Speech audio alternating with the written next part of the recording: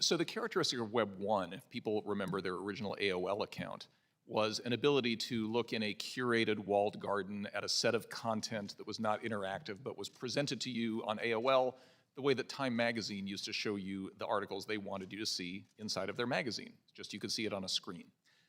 The innovation of Web 2 was that suddenly you could not only read content, but you could also write content. This is when the blogosphere became a big thing. People remember this from the late 90s, the early 2000s.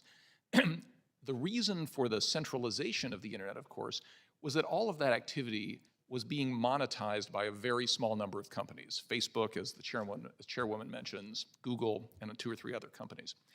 What makes Web3 different is the ability to own the actual network. And that's what crypto assets themselves represent, is an ownership stake in an underlying network. So when you hear people talk about, for example, layer 1 tokens, what they mean is this is your reward for providing the ledger maintenance services, the computing power to the network that on Web 1 and 2 was done by Google, right? So now people in my hometown of Pueblo, Colorado can actually own the Ethereum network, but they can't own the internet. That's owned by Google and a few other companies.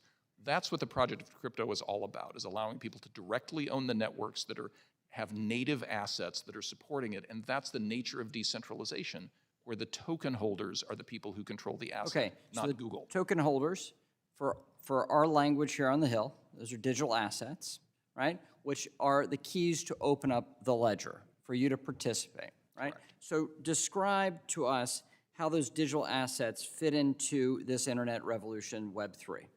So the concept is that you have sort of application layer tokens and you have protocol layer tokens. So if I'm an owner of Bitcoin, let's say that I'm a miner of Bitcoin, somebody who actually creates Bitcoin. The Bitcoin is the reward I receive for doing the work to keep the network operational, and that allows me to own a piece of the Bitcoin blockchain. Or take Ethereum, which is easier to understand. The Ether token represents an ownership stake in the network, but on top of that network are all kinds of apps that get built on the network, much like the apps on your phone depend on the underlying network existing that lets the phone operate.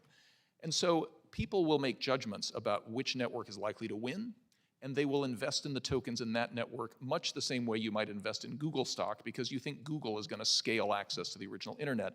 The difference being here, you can vote on what happens in the future of a proof of stake network, for example. You can get rewarded through a proof of work token for maintaining a ledger on something like Bitcoin.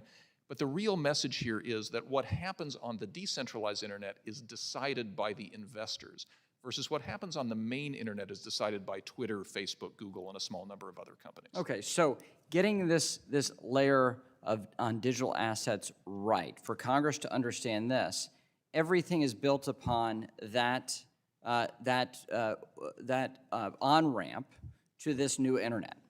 So very important for us to be sensitive to how this develops and any actions we take in terms of laws and updating laws to incorporate these new technologies. Yeah, Mr. McHenry, couldn't agree more, and I think when you hear about all of the problems of different big tech companies, the importance of an owner-controlled network becomes clear.